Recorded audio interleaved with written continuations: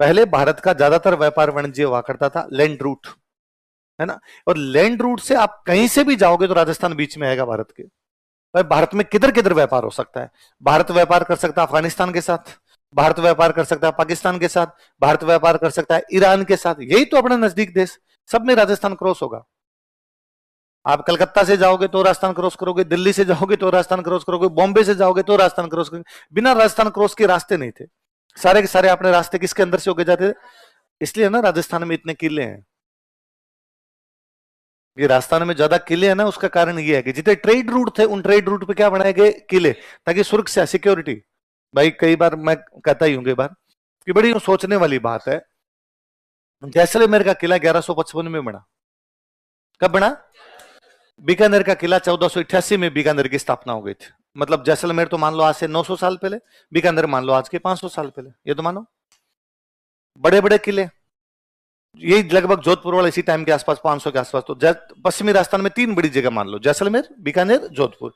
जोधपुर बीकानेर 500 साल पहले और जैसलमेर आपका 900 साल पहले। तो रुपए कहां से लाए इतने बड़े किले बनाने के लिए? राजा। तो अपने कहते हैं भाई टैक्स लिए थे, किस चीज पे? कि किसानों से। किसानों से। तो खेती तो अब भी नहीं होती वहां, और जैसलमेर में तो आदमी नहीं है, वर्ग किलोमीटर में 17 आदमी आज रहते हैं। तो किससे ले रहे थे वो टैक्स? क्योंकि उद्योग से लिया होगा, तो उद्योग तो पूरे राजस्थान में नहीं है। फिर तीसरा किसे लिया? तो व्यापार। किसे था? व्यापार। क्योंकि जैसलमेर का राजा ये जानता है कि भारत में कहीं से भी, दिल्ली से, बॉम्बे से, कहीं से भी यदि किसी को सिंध जाना है, कहां पे जाना है? सिंध में एक बहुत बड़ा व्यापारी केंद्र था, कराची। कौन सा था? भाई आप देख लो, सिंधी, सिंधी लोग होते हैं, सिंधी क्या करते हैं? सारे व्यापार करते हैं। तो ये सारे सिंध से आए तभी तो सिंधी है। तो अब भारत में आके कर रहे हैं, पहले तो ये लोग कहां करते थे? सिंधी। तो इनका तो मुख्य काम ही क्या था? व्यापार। अब व्यापार का रास्ता जैसलमेर होके जाएगा। अब इससे क्या होगा? अब मान लो एक दिल्ली में रहता हूं, मैं एक सेठ हूं, दिल्ली का सेठ हूं, और मैंने मेरा सामान भेजना है, कहां भेजना है? कराची। तो यहां पे जैसलमेर के राजा ने कहा भाई तुम यदि इधर से इधर सामान भेजोगे तो मैं यहां टैक्स लूंगा। किस बात का? तो मैं तुम्हें सिक्योरिटी दे दूंगा। क्या दे दूंगा? और उस समय व्यापारियों को सिक्योरिटी बहुत जरूरी हुआ करती थी। तो उनका ठीक है भाई, हम तुम्हें सिक्योरिटी देंगे, तुम हमें क्या दे दो? हम तुम्हें टैक्स दे देंगे, तुम हमें क्या दे दो? सिक्योरिटी। अच्छा, ये तो राजा की बात होगी। अब मान लो जैसलमेर में भी एक सेठ जी बैठे हैं। उन सेठ जी ने कहा दिल्ली वाले सेठ को, यार तू इतनी दूर जाएगा, इससे अच्छा तू मेरे तक पहुंचा दे, मैं आगे पहुंचा दूंगा। इधर वाले का तू मेरे तक दे दे, मैं आगे दे दूंगा। तो बीच में तेरे क्या चाहिए? कमीशन। ठीक है यार, इतना लंबा नहीं पड़ेगा, मैं आप तक भेजूंगा और आप वहां तक भेज देंगे, ये भी ठीक रहेगा। अब ये जो जैसलमेर में सेठ जी बैठे हैं, इनको सामान यहां से यहां भेजना है, यहां से यहां भेजना है। तो सामान भेजने के लिए लोग तो चाहिए। तो जो जैसलमेर में ऊंट गाड़ी वाला था, उसको सेठ जी ने कहा तो सामान बेच गया। ऊंट गाड़ी वाले की कमाई, सेठ जी के भी कमाई, राजा के भी कमाई, पूरा इकोसिस्टम है, पूरा पूरा इकोसिस्टम डेवलप कर लिया। ये का ये भी बीकानेर साइड के तो मेरे को व्यापारिक मार्ग याद है कि मान लो अफगानिस्तान से किसी को भारत में आना है, तो पूरा रूट था उनका कि अफगानिस्तान से वो आते पाकिस्तान, पाकिस्तान में एक जगह पड़ती है मुल्तान, है ना, मुल्तान। मुल्तान से पाकिस्तान में एक जगह पड़ती है बहावलपुर। कौन सी है? ज्योग्राफी वाले सर ने, बहावलपुर से आते वो अपने गंगानगर में एक जगह पड़ती है अनूपगढ़। अनूपगढ़ से फिर आगे बीकानेर में एक जगह पड़ती है महाजन। महाजन से बीकानेर में पड़ता है लूणकरण सर। लूणकरण सर बीकानेर में पड़ता है गारबदेसर। खोल लो दुकान, फलोदी के अंदर है दुकान, हमारे बेंगलोर खोल लो, आप मसूलीपट्टनम खोल लो। तो सेठ ने कहा ना ना देखो बावली बात नहीं, ये जो दुकान लेके बैठा हूं ना, ये 7 पीढ़ियों से है। तो यहां तो इन्वेस्टमेंट कुछ करना ही नहीं था, दुकान पे जाके बैठना था। जब मैं बॉम्बे जाके दुकान खोलूंगा, रुपए कहां से आएंगे मेरे पास? अंग्रेजों का लोन देंगे। क्या दे देंगे? उनके बैंक आ गए थे, तो उनका लोन दे देंगे, तुम तो दुकान खोल लो। तो सेठ ने वापस कहा ये जो राजा है ना, ये मेरे को नहीं, मेरी 7 पीढ़ियों से मेरे को जानता है, इसलिए मेरे को सिक्योरिटी देता है। और मेरे कुछ भी हो जाए तो मैं इसको जाकर कह सकता हूँ भाई साहब टैक्स लेते हो, सिक्योरिटी कहाँ है? तुम्हें भाई जान न पहचान, मैं जानता नहीं तुम्हें, वहां मेरे को लूट मार कर ले तो अंग्रेजों का लिख के देते हैं पूरी सिक्योरिटी है, तुम्हारा कोई बाल भी बांका नहीं करेगा, जितना लगेगा हम दे देंगे तेरे को। उसने वापस कहा ये जो पड़ोसी है ना, ये ऊंट गाड़ी वाले, ये मेरा सामान इधर से उधर लेके जाते हैं, वहां बॉम्बे में कहां से भेजूंगा? अंग्रेजों का रेलगाड़ी। क्या लेंगे? तो फाइनली अपने सेठ ने कहा कि डूब गए तो अपने डर ज्यादा वो होता है ना कि अरे इसमें नहीं हुआ तो, है ना, मैं ये काम करूंगा, इसमें नहीं हुआ तो। अंग्रेजों ने कहा कि इंश्योरेंस, बीमा आ गए थे उनके, तो हम तुम्हें इंश्योरेंस देंगे, हम तुम्हें लोन देंगे, हम तुम्हें ट्रांसपोर्टेशन देंगे, हम तुम्हें सिक्योरिटी देंगे। इसलिए अपने सारे सेठ चले गए अंग्रेजों के पास। कहां चले गए? इसलिए आज दिन तक आप नोटिस कर लीजिए, भारत में अंबानी अडानी को छोड़ के सारे सेठ राजस्थानी है। ये क्यों है? आज के थोड़ी है, 300 वर्षों से बैठे हैं, सारे के सारे अपने वाले हो रखे हैं एकदम। आप कलकत्ता के, बॉम्बे के, मद्रास के कोई बड़े बड़े सेठों के नाम देखिए आप। और वैसे ही आप तो अंबानी अडानी को छोड़ के भारत में और पैसे वालों का नाम सोचिए। आप कहोगे सर बजाज, आप कहोगे बिरला, आप कहोगे गोयनका, आप कहोगे पोदार, आप कहोगे पिरामल, आप कहोगे केडिया, ये सारे के सारे अपने हैं। एक भी कोई नहीं है जो दूसरी जगह से गया हो। तो मुकेश अंबानी ने अपनी बेटी की शादी की थी पिरामल परिवार में। तो मैं हमेशा हंसता था कि यार अब मुकेश अंबानी अपने को बहुत अच्छा लगता है, क्योंकि पिरामल झुंझुनू में बगड़ के हैं। झुंझुनू में एक छोटा सा गांव पड़ता है बगड़। आप कभी बगड़ जाइए, आप बगड़ उतरेंगे तब वहां आएगा Piramal school, Piramal college, Piramal hospital, Piramal park, सब कुछ ही पिरामल का है। पूरा बगड़ डेवलप कर रखा है पिरामल ने। तो मैं हंसता था कि भाई मुकेश अंबानी की बेटी की शादी पिरामल परिवार में भी, भले पिरामल परिवार ज्यादा नहीं आता होगा बगड़, पर कभी झड़ूले उतारने तो आएंगे। वो होमियो साहब पितरजीत इधर वाले ही धोखेंगे यार, किधर जाएंगे? झड़ूले समझते हो? तो मैं कुछ ना कुछ तो रहेगा यार इधर। तो ज्यादातर पैसे वाले। अंग्रेजों की एक रिपोर्ट है कि गांधी जी के आंदोलन से राजस्थान के व्यापारियों को अलग कर दो। क्या है बताओ? राजस्थान के व्यापारियों को अलग, गांधी जी घर बैठ जाएंगे। आंदोलन के लिए रुपए चाहिए, रुपए सारे के सारे कौन दे रहे थे? 1905 के आसपास अंग्रेजों की एक और रिपोर्ट है, इलाहाबाद का गजट है 1902 के आसपास का, उसमें लिखा हुआ है यदि किसी को भारत में व्यापार करना है तो उसको राजस्थानी भाषा आनी चाहिए। यदि किसी को भारत में व्यापार करना है तो उसको, इसका मतलब है कि सेठ सारे राजस्थानी है। तो अपने कहावत बन गई थी कि जहां ना पहुंचे बैलगाड़ी वहां पहुंच गए मारवाड़ी। कि भाई पहले राजस्थान का मतलब मारवाड़ी होता था। आप गंगानगर के हो तो भी मारवाड़ी हो, आप जयपुर के हो तो भी मारवाड़ी हो, आप अलवर के हो तो भी मारवाड़ी हो, और आप बीकानेर के हो तो भी, सबको बोलते मारवाड़ी थे। इसलिए बाकायदा दिल्ली में मारवाड़ी पुस्तकालय है, कलकत्ता के अंदर मारवाड़ी बाजार है। वो तो मैं अपनी 2022 में बनारस एक मीटिंग में गया हुआ था, कोई सेठों का बहुत बड़ा सम्मेलन था, मारवाड़ी युवा मंच नाम करके सेठों का एक बड़ा सा बना हुआ है, उसमें एक सम्मेलन था। तो मैं उसमें कोई 5-7 मिनट का भाषण था मेरा, तो मैं भाषण देके नीचे उतरा तो कुछ लोग मेरे से मिलने के लिए आए। तो एक सेठ जी ने मेरे को आते ही कहा कि अरे यार तुम जो बोले थे ना, तुम मेरे को यार गांव याद दिला दिया यार, तुम बहुत अच्छा बोले, एकदम मेरे वाली बोली में बोले। कहाँ के हो तुम?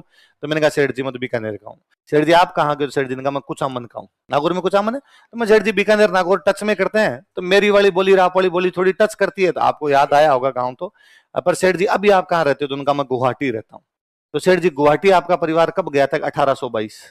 हम ये बात 2022 में कर रहे थे। सेठ जी का परिवार, आपने तो अभी तक ही गुवाहाटी नहीं गए। सेठ जी का परिवार 200 साल पहले चला गया।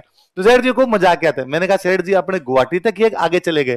तो उन्होंने कहा भाई अरुणाचल प्रदेश के बॉर्डर तक तो अपने चले गए, है ना, और भारत सरकार अनुमति नहीं देती, वरना चीन में भी जोधपुर मिष्ठान भंडार खोले। यार व्यापार हमारे खून में था, जिन्स के अंदर था, हम व्यापार जानते थे। अब वो पूरा व्यापार हमारा ब्रिटिश इंडिया की तरफ शिफ्ट हो गया था। लिखो, इसी का तीसरा पॉइंट है ना, अंग्रेजों ने नए व्यापारिक मार्गों का विकास किया था। Britishers developed new trade routes. अतः हमारे व्यापारी ब्रिटिश भारत की तरफ चले गए थे। सो अवर मर्चेंट्स वर माइग्रेट हो गए उधर, है ना, वर माइग्रेटेड। तो जनता के तो नुकसान ही हुआ ना। भाई सेठ जा सकता है, आम आदमी कैसे जाएगा? अतः हमारे व्यापारी कहां चले गए? पर भाई वो भी बड़े हिम्मत वाले लोग थे कि यहां सेठों के पास बड़ी बड़ी हवेलियां थी। सेठ ने वो हवेली छोड़ी और कलकत्ता में जाके दुकान खोल ली। वो अपना यहाँ पे कोई उसकी कोठी बनी हुई थी वो छोड़ी और बॉम्बे में जाके दुकान खोल ली। कई साल तक सेठ वापस आए होंगे, आते होंगे जाते होंगे, आते होंगे जाते होंगे। यहां से कई सालों बाद उनका कलकत्ता में बिजनेस इतना बड़ा हो गया कि उन्होंने इधर आना ही बंद कर दिया।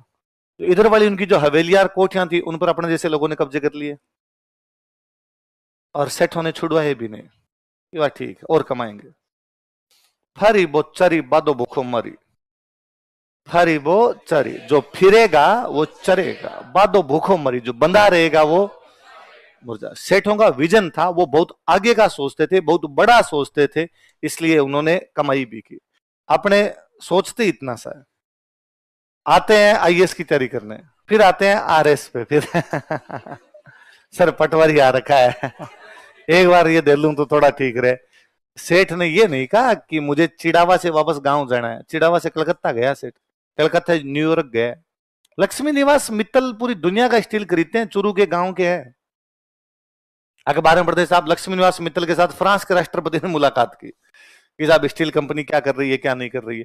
तो सारे के सारे अभी बीच में ये विजय माल्या जब भाग गया था ना, तो विजय माल्या की जो प्रॉपर्टी थी वो सरकार ने सीज कर ली। अब सरकार तो क्या करे, सरकार उसको बेचेगी प्रॉपर्टी को, और बेच के जो रुपए आएंगे वो बांटेगी लोगों में, यही तो होगा भाई जो जो उससे प्रभावित है। तो विजय माल्या का गोवा के अंदर एक बंगला था, एकदम बीच के ऊपर बंगला। तो भाई कौन, तो किसी राजस्थानी ने खरीदा। तो विजय माल्या वाला बंगला जब बेचने की बात आई, भाई ये सरकार ने कहा बेचेंगे, तो सरकार ने उसकी रेट बहुत ज्यादा लगाई थी, बहुत ज्यादा रेट लगाई। तो इतनी रेट में तो कौन खरीदेगा। दूसरे दिन आया किसी ने खरीद लिया, वो राजस्थान का बंदा, और ऐसा बंदा इसको लोग जानते भी नहीं है। सेठ बैठा है, सेठ के पास खूब सारे रुपए हैं, सेठ को नाम करने की भी कोई आवश्यकता। रामनारायण राठी नाम करके सेठ है कलकत्ता में। अभी अपने बीजेपी सरकार जब ये राइजिंग राजस्थान में करवा रही, तो राइजिंग राजस्थान ही हुआ था, तो सेठों से बातचीत कर, भाई इन्वेस्टमेंट कौन करेंगे, सेठ। तो सेठों से बातचीत करने के लिए गए होंगे, सेठ ने कहा होगा इन्वेस्टमेंट तो कर दें, और हमारे गांव में लड़कियों के लिए कन्या वो स्कूल होना, सैनिक स्कूल होना चाहिए, लड़कियों के लिए सैनिक स्कूल। तो सरकार ने कहा भाई रुपए नहीं इतने हमारे पास, तो कैसे करें। सेठ ने कहा मैं दे दूंगा। 108 करोड़ रुपए दिए। बीकानेर में गांव है जयमलसर, सर जयमलसर में लड़कियों के लिए कन्या विद्यालय बनाना है, सॉरी सैनिक स्कूल बनाना है, कन्याओं के लिए सैनिक स्कूल बनाना है, उसके लिए जमीन, उसके लिए फंडिंग सारी हम दे देंगे, सरकार तो केवल चला ले। सेठ बेटा कलकत्ता, सेठ को आना भी नहीं है कभी, ना उसका परिवार कभी आएगा वापस गांव, पर सेठ का अपनी जड़ों से लगाव है। सेठ ने कहा दिए जाए साहब। यहां 108 देते ना, खाली 108 तो अड़ोस पड़ोस में 4 जगह बताते हैं चंदो दियो, इन दो 51 दिए थे, आबाद रुपया 100 दिया, करारो नोट काट के दियो अगला। मंदिर के नाम का चंदा दे तो भी 10 जगह यूं बताए जाते हैं, और यदि कोई यूं थोड़ा ज्यादा दे दे फिर तो भाई साहब अपने जीने नहीं देते आसपास में किसी को। सेठ कितना दे गया, और शायद शुरुआती कुछ राशि और लगेगी वो दिए जाएंगे। मैं हमारे बीकानेर में देखता हूँ, पुराना हॉस्पिटल राजा के टाइम का बना था पीबीएम, उसके मॉडर्नाइजेशन का काम, उसमें कैंसर वाली यूनिट, वो सारी सेठों की बनाई हुई। तो सेठों का गजब योगदान है कई चीजों के अंदर। तो अपने तो क्या है, अलग तरीके से सोचने लग जाते हैं। भारत में क्या है, तब तक पैसे वालों को गालियां निकाली जाती है जब तक खुद ना कमा ले ना, जब तक हम गरीब है तब तक अमीरों को गालियां निकालते हैं ना, अपने पास आते हैं तब तो अपने फिर उस आ जाते हैं, फिर तो अपने क्यों करें। तो कई बार है ना भाई, मुकेश अंबानी ने अपने बेटे की शादी में इतने 1000 करोड़ रुपए लगा दिए, किसको दिए उसने रुपए,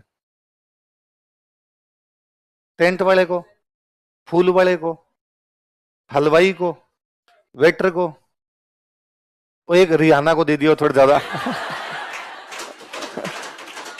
वो वाले थोड़े से अलग हो गए, वो भाई अगला इतना कमाता, थोड़े बहुत रियाना पे उड़ा भी दिए, पर उसमें भी यार खुश होना चाहिए है कि इतनी बड़ी सिंगर थी, हमने बुला का गिला हमने यार दुनिया की सबसे बड़ी सिंगर को लेडीज संगीत में नचाया है तो पर बाकी रुपए तो किसमें बंटे, तो आएंगे तब तो बाकी लोगों में भी बंटेंगे। तो उसके आए तो भाई आम लोगों को भी तो खूब सारे रुपए आए। तो सेठों का यू इकोनॉमी के अंदर गजब योगदान था, और उसमें अपने राजस्थान वाले सेठों का तो खूब था, क्योंकि अपने को बिजनेस करना आता था। क्यों आता था कि और कुछ था ही नहीं हमारे पास, खेती थी नहीं, उद्योग थे नहीं, तो कुछ करोगे। तो हमने व्यापार करना शुरू किया, पीढ़ी दर पीढ़ी व्यापार करते रहते। हर्षद मेहता वाली वेब सीरीज देखिए, उसमें हर्षद मेहता लास्ट में गिरफ्तार होता है, तो गिरफ्तार करवाने वाले राजस्थानी तो है, वो सारे अपने सिक्कर के ही तो है। इन्होंने तो बाद में गिरफ्तार करवाया। अपने वालों को ये सहन ही नहीं हो रहा था कि यार तुम आकर बिजनेस करोगे और हमारे सामने आके बिजनेस करोगे। अभी वो एक एक्सपायर हो गए जो शेयर मार्केट के सबसे बड़े वो थे, भरत झुनझुनवाला, राकेश राकेश राकेश झुनझुनवाला है ना, तो राकेश झुनझुनवाला की बीच में जो शेयर मार्केट के सबसे मोटे वो थे आदमी और भयंकर पैसे वाले, बीच में एक फोटो वायरल हुआ था। तो नरेंद्र मोदी से मिलके आए, व्हाइट कलर का शर्ट आप देखना, और शर्ट में ना यूं सड़ पड़े हुए, तो लिनन का वैसा शर्ट रहा होगा, तो इतना ऊंचा चढ़ावा। अगला प्रधानमंत्री से मिलने गया था, मैं वो अपने को प्रधानमंत्री बुलाने तो 3 दिन प्रेस करे कि भाई इधर की उधर नहीं हो जाए कुछ ना कुछ, पर कोई असर नहीं उसने। यार मिलके आना था, आदमी महत्वपूर्ण होता है, कपड़े महत्वपूर्ण थोड़ी होते हैं। जब आदमी एक लेवल पे चला जाता है तब इस प्रकार की बातें कर सकता है। कि नहीं यार ये महत्वपूर्ण नहीं होता, मैं महत्वपूर्ण हूं, क्योंकि आज प्रधानमंत्री तेरे को बुला रहा है, इसका मतलब महत्वपूर्ण तो है। ये तो अपने बड़ी बात है। तो ये बॉम्बे बंदरगाह के बाद में अपने सारे व्यापारी किधर शिफ्ट हो गए थे,